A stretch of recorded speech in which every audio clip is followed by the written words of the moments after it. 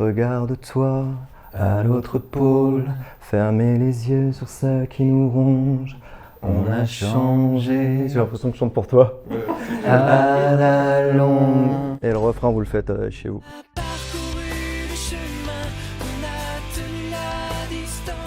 On est le groupe Kyo dans le replay de Messi. Comment vous êtes-vous fait connaître ? Alors le son qui nous a fait connaître, qui a vraiment démarré notre carrière, c'est curieusement c'est un featuring avec Sita et la chanson s'appelle Le Chemin.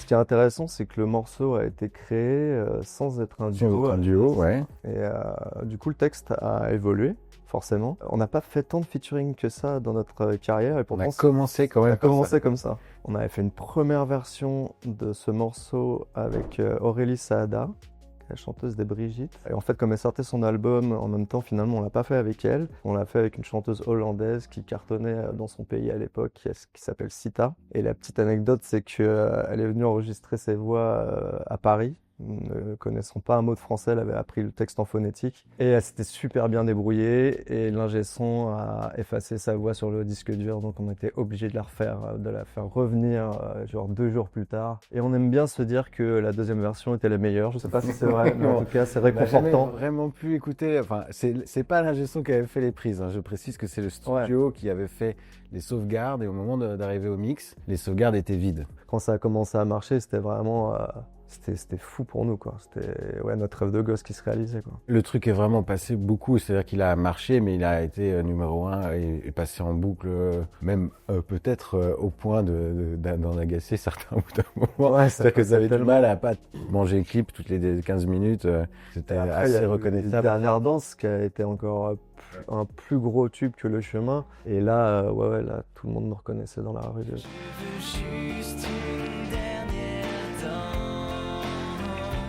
Je pense que le moment un peu qui est récurrent chez pas mal d'artistes, c'est le moment où tu t'entends à la radio, en fait. Et c'est souvent dans la voiture, parce qu'on écoute souvent la radio dans la voiture. Et quand t'entends forcément sur une grosse radio ton titre, c'est souvent entre 2 énormes tubes. Donc dans ta tête, tu te dis, ok, je fais partie de cet univers. Britney et je sais pas quoi, tu vois. Comment le groupe s'est-il formé ? Au collège, à l'école. À l'époque, c'était mon grand frère qui était à la batterie.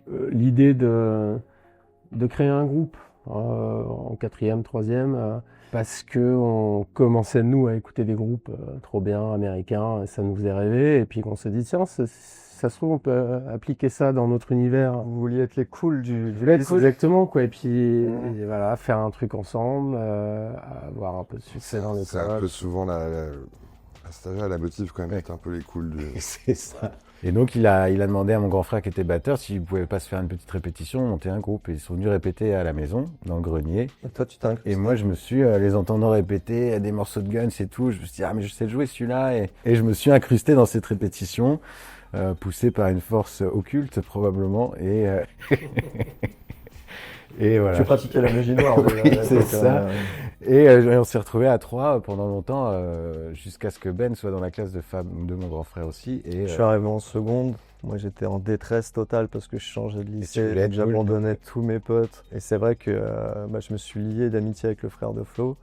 Et moi aussi, je me suis incrusté dans le groupe en tant que bassiste parce qu'il y avait des basses chez moi, parce que mon père jouait en amateur. Et je jouais pas de basse.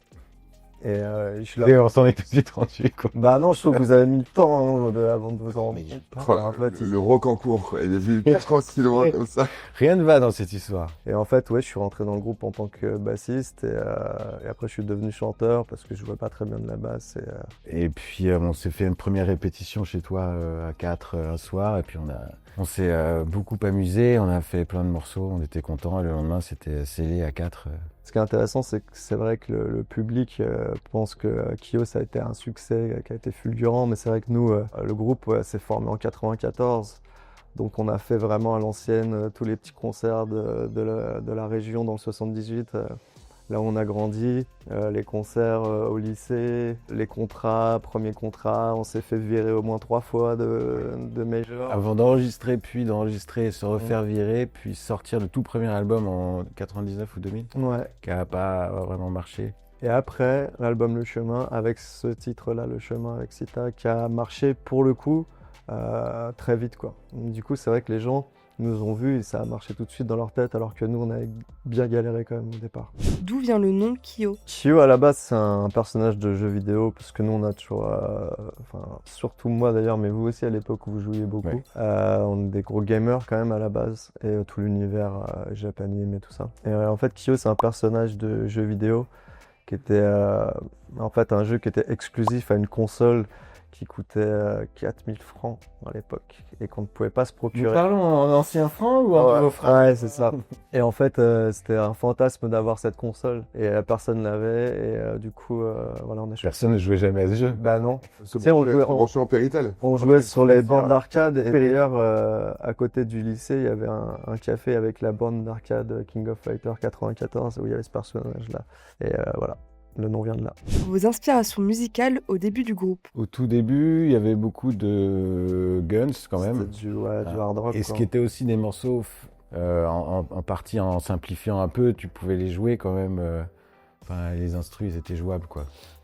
Knocking on Heaven's Door, les Don't Cry, des trucs, c'était quand même faisable. Du Nirvana un peu après, juste Ouais. après, Metallica, après Red Hot, Red Hot. et tout le grunge assez vite derrière, Smashing, Soundgarden, Smashing Pumpkins, Alice in Pearl Jam. Chains, tous les trucs qu'on fait, les acoustiques, MTV, Ouais, incroyable. c'était MTV. Même ouais. Stone Temple Pilots et tout ça. Est-ce que vous connaissez un nom qu'on vient de citer ou pas, à part Nirvana? Oui, bon. Ouais. Oui, je crois que j'ai entendu parler de... Mais après, on a Ils écouté m'ont- quand même aussi des trucs très, très variés, comme aussi bien des trucs genre Alanis Morissette ou ce genre de trucs-là. Ben Harper ou Jeff Jeff Buckley, enfin voilà. Mais que de. Pas de français. Si, Si, il y avait... Francis Cabrel. Ouais, il y avait déjà, Oui, il y avait qui déjà était là. Francis. C'était même... c'était Francis Cabrel et Soundgarden et Nirvana. Voilà. Quel a été votre show le plus dingue? Moi, je dirais franchement le dernier Accor Arena. Et peut-être un festival en Belgique qui s'appelle Ronquière, qu'on a fait plusieurs fois, mais particulièrement une fois, je sais plus quelle édition c'était, où il y avait plus de 20 000 personnes qui chantaient l'intégralité des paroles des morceaux par cœur. Ça, c'était la folie furieuse. Ouais, on peut mettre un festival et une date à nous. En effet, Ronquière, Ouais. c'était assez incroyable. Paléo Festival, c'était aussi assez fou. Aller au festival, c'était le plus gros, parce C'était- que c'était genre 60 000 personnes en Suisse. Ça, c'était fou aussi. Mais le plus dingue, ça va être la Défense Arena en 2027. Le mec, il part pas de la promo. tu vois. Ouais, c'est important. Mais c'est l'objectif, en tout cas. Une anecdote folle avec des fans. Moi, on m'a déjà déposé des fleurs devant chez moi pour mon anniversaire. C'est pas le truc le plus fou qui t'est arrivé, je peux te garantir. Mon. Ouais, mais les trucs plus fous, ils sont trop fous, tu peux pas les dire comme ça. Moi, il y a des gens qui m'ont suivi, mais longtemps, sur longtemps. Ils m'ont suivi longtemps. D'ailleurs, ils vivent chez moi maintenant. tout simplement. Non, ça arrive de se faire suivre de temps en temps, quoi. Généralement, on dit ça quand tu vois un psy. Ils m'ont suivi. Mais là, c'était des faits. Et une personne avec sa mère, donc ils étaient deux, décidés à me suivre partout et à squatter des endroits où ils ont vu chez toi parce qu'ils sont au resto en face, mais le bar a un étage et de l'étage on voit chez toi et tout ça. Après, mais des dingueries, il y en a eu des tonnes et des tonnes. Bah, déjà, à l'époque, quand on était justement à Époque Le Chemin, 300 Légions, t'avais les fans qui savaient l'hôtel dans lequel on était, qui arrivaient à choper la chambre dans laquelle on était. Il y avait les gens qui se revendiquaient de nos paroles. Vous nous avez volé nos paroles. Il y a des gens qui Ouais, disaient, ouais, toutes les Carrément paroles. C'était nos morceaux. des lettres à l'éditeur pour dire Ouais. non mais ça c'est mes idées quoi, ils ont tout volé. Après, il y a plein de petites choses qui peuvent paraître folles aussi. Je veux dire, quand on voit des fans qui se sont fait tatouer soit des paroles de notre groupe, soit le logo de notre groupe, c'est quand même en soi quelque chose de Oui. super fort, quoi. Ouais, et d'ailleurs, il y a un truc horrible qu'on me demande souvent, c'est d'écrire une parole. Ouais, c'est pas sauf, bien ça. sauf que j'ai une écriture d'enfant de 6 ans. Et je dis, je t'en supplie, te fais pas ça Ouais. sur le corps. Il aurait écrit par quelqu'un d'autre. Bah là, la dernière fois que tu l'as fait, Ouais. il avait mal prévu, vraiment comme les enfants pour le coup. Donc, il a commencé un peu gros et puis il n'y a plus trop la place. Donc à la fin, c'est de plus en plus petit, puis ça commence à baisser, et puis à se courber un peu pour que ça rentre. Il y a beaucoup de demandes, et c'est peut-être l'occasion d'ailleurs de répondre une fois pour toutes là. À ces gens. Il y a beaucoup de demandes de venir, qu'on vienne jouer pour un mariage. Ce que je conçois, hein, je comprends, mais on peut pas. Tu viens pas pour mon mariage, tu vas pas venir. Non. Mais ça, c'est vrai que c'est des demandes récurrentes, ça. Ouais. Ou même pendant les concerts, de dire c'est possible de souhaiter le bon anniversaire à Julie qui est là-bas ou à Marie Un qui est là-bas. anniversaire, bon, ouais. Mais une demande de mariage sur scène, je sais qu'il y a des gens qui le font. En fait, le problème, c'est que le faire une fois, c'est le faire 20 000 fois. Donc, on ne le fait pas du tout. Mais on aimerait trop le faire, hein, mais on peut pas. Quels ont été vos meilleurs collabs? Et je pense que j'ai oublié plein de collaborations parce qu'on en a fait pas mal. Mais Jennifer, tout ça, c'était assez fluide, assez simple. il y avait Tété, Madomas, Tété, Corneille, Patrick Leslie, Boel, il y avait Rogue Voisine, Matt Pokora, quoi. Benabar. Waouh, celui qu'on oublie ou celle qu'on c'est oublie. pas cool. On va juste aller regarder la liste et C'est les gens qui nous appelaient parce que justement ça marchait très fort pour nous. Donc, et souvent d'ailleurs on nous dit est-ce que c'était difficile de s'adapter à l'univers de tel ou tel artiste. Mais en fait c'était même pas difficile parce qu'on nous demandait de faire du Kyo en fait. ceux qui l'emmenaient après. Ouais, c'est leur voix, c'est leur interprétation qui changeait le truc, mais en fait, plein de chansons, ça aurait pu être pour nous, en fait. Après, l'anecdote la plus incroyable, c'est ça reste Johnny, effectivement. Ce qui était fou, c'était que ce qu'il représente évidemment pour le peuple français, et c'est vrai que nous, à l'époque, ça cartonnait tellement que, moi, je me souviens. Quand on l'a rencontré, je suis bon bel torse, je me disais ouais c'est Johnny, ok pas de problème, nous on est Kyo. Et au moment de le rencontrer, tout de suite j'ai compris qu'il s'est passé un truc, j'ai fait ok j'ai 8 ans et en fait il a sa prestance, son regard et tout, et je me souviens que ouais, j'étais tout petit en fait. J'avais sous-estimé l'impact de la rencontre en fait. Et après, ce qui était cool, c'est qu'on a passé l'après-midi, la soirée ensemble. Et après, Ce que Goldman dit dans une interview, c'est justement son regard et tout. Il en était très conscient et c'était vraiment. Il venait te tester. Enfin, il y avait vraiment un truc de bonhomme un peu à l'ancienne, viril et tout ça, même s'il était très timide en réalité. Mais il venait imposer le truc quand même. Comment restez-vous soudés? C'est une question qui revient hyper souvent parce que c'est vrai qu'il y a plein de groupes qui ont splitté justement pour des questions relationnelles. Et ce qui est compréhensible et très humain parce qu'on passe tellement de temps ensemble, on vit tout ensemble. Mais au contraire, nous, ça a fait l'effet inverse, c'est-à-dire que vivre les hauts et les bas ensemble, ça a fortifié nos liens et au final, c'est un peu comme des frangins. Nous, on passe notre temps à se marrer. On va se faire un resto ensemble, on va sortir, on va rigoler quoi. Pourquoi une pause de 2007 à 2014? La pause, je pense qu'elle s'est imposée parce que on avait vraiment enchaîné déjà les 2 albums, Le Chemin et 300 Lésions. Et les 2 tournées sont enchaînées aussi très rapidement. En fait, je pense qu'on était physiquement et même psychologiquement, on était vraiment rincés. Et aussi avec un peu peut-être l'envie de se renouveler et on n'était peut-être pas en capacité d'enchaîner aussi rapidement pour être pertinent et faire un album de qualité. Et savoir si tu insistes dans une direction, si tu remets du renouveau. On parlait d'anglais aussi. Est-ce qu'on se met à mettre aussi des morceaux en anglais? Il y avait un truc qui n'était pas très clair dans où aller quoi. Ouais, et ça devait durer vraiment 2-3 ans, mais en fait ça a duré beaucoup plus longtemps que ça. Vos sons sont encore repris sur TikTok. C'est une fierté. Ce qui est fou, c'est de se dire qu'effectivement, t'as des morceaux qu'on a écrits, on avait 18 ans, quoi. Et qui ont encore justement une résonance, notamment chez les jeunes aujourd'hui. La longévité s'explique aussi par un renouvellement du public. Ça, c'est un truc qu'on voit quand on est sur scène. Et c'est vrai que c'est assez fou de se dire qu'il y a beaucoup de jeunes en fait qui reprennent encore des morceaux de Kyo, qui viennent à nos concerts et tout ça. Ça passe dans le paysage français. Enfin, des morceaux comme Dernière Danse. C'est Après, ça t'appartient presque plus. Ouais, c'est aussi bien, en effet, rusher des jeunes, mais aussi karaoké pour les vieux. Et puis, c'est repris. Les SingStar où je perdais sur mes propres morceaux. Propres morceaux. Quelle note t'avais sur Dernière Danse à SingStar? Je me souviens un peu, mais j'ai pas. Non, mais t'as tes morceaux qui sont dans des jeux vidéo Ah, c'est un peu. Ouais. C'est incroyable. On vous a vu à la Starac cette année. Ce qui est fou, c'est la précocité des talents. Et j'ai l'impression qu'ils sont tous comme des dieux, qu'ils ont tous un univers déjà assez fort. Oui, un niveau très élevé. Un niveau super élevé. J'ai l'impression qu'ils sont de plus en plus précoces. Ça, je trouve ça assez Ils sont impressionnant. devenus un peu américains, tu sais. Ils savent tout faire, en fait. Et effectivement, là, justement, par rapport à... Enfin, l'importance de l'image et de la DA par rapport à l'époque où nous on a commencé, enfin, je pense que c'était important aussi à notre époque, justement, nous, on en a... On savait s'habiller, mon gars. À l'époque, on savait s'habiller. Hein. Ah, vachement. Et on savait se faire des coupes de veuche, hein, je peux te le dire. Il y a des trucs qu'il faut pas trop diguer, mais c'est vrai que maintenant, je trouve qu'il y a des jeunes qui très tôt ont déjà une DA très affirmée, et ça, c'est impressionnant. Être artiste en 2026 vs début des années 2000.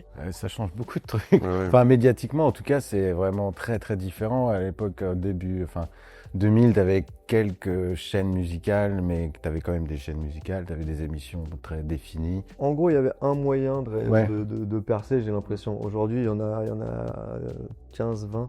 Et il y avait vachement moins de concurrence aussi. C'est-à-dire que c'était hyper dur de signer. Ouais, après, tu pouvais à la trio être passé plus par la scène et finalement, ou être passé directement plus par les médias, mais en effet, on avait une ou deux façons, et les réseaux, même de concerts, de tournées et tout, ils étaient assez définis suivant ton style de musique. Tu n'as pas trouvé d'autres exemples que le seul groupe avec Non, qui on nous mais- confond? Parce que c'est typique de ceux qui avaient fait de l'autoprod et vendu déjà des milliers Tu as de raison. disques juste en tournant, et à qui on s'est retrouvé C'est vrai. la même maison de Mais disques combien d'albums de trio on a signé? à notre place. Ah, ça, c'est une bonne anecdote. Qu'est-ce que tu fais, toi, par exemple, si on vient de te demander de signer un album de trio et que toi, tu fais partie d'un groupe qui s'appelle pas Trio, qui s'appelle Kyo. Ouais. Est-ce que tu le signes? Est-ce que tu dis à la personne, non, vous faites la queue depuis 1 heure, mais Ah, c'est pas nous, flac. Trio? Si la personne a fait la queue, elle a fait la queue, mais bon, c'est quand même un album gravé, à l'époque des CD gravés, avec une pochette qui a été photocopiée, et ce n'est pas ton groupe. Ça fait quand même beaucoup. Donc cette personne est un pirate. Et il y a la tête des gens sur la pochette. Hein. Et tu passes le disque l'un après l'autre, et tu sais que chacun de tes copains va le voir. au bord du fou rire. Et t'es là, et tu vois la merde. Et tu te passes les disques, tu vois que les autres ont signé dessus et tout. Enfin, bon. Bah, on a signé, on n'a rien dit. Hein. Quel serait votre feat de rêve? Je sais Billie pas. Eilish, Rosalia, je sais pas. Francophone, au moins, francophone. Bah, moi, je sais qu'il y a Okelou, dont je suis surfan depuis très longtemps. Et je vois que maintenant, ça cartonne de fou. Je suis très heureux qu'il y ait un truc aussi incroyable qui cartonne. Ouais, il y a Pomme, il y a Stromae, mais je sais pas ce qu'il fait. Je sais pas s'il continue trop la musique, je sais pas. Je suis sur fan de Damso. J'adorerais aussi qui viennent fitter sur un truc. Damso est fort. Ouais. Votre prochain challenge? Eh bien, Ah justement. bah, c'est calé. Ah, c'est calé, hein. C'est calé le 13 mars 2027. Cette ambition un peu folle de faire la Défense Arena. C'est la plus grande salle indoor d'Europe. Mais justement, c'est hyper excitant parce que ce sera la première fois qu'on fait un concert de cette envergure-là. Et on va bosser comme des fous pour que le show soit à la hauteur de l'événement. Un conseil pour les futurs artistes?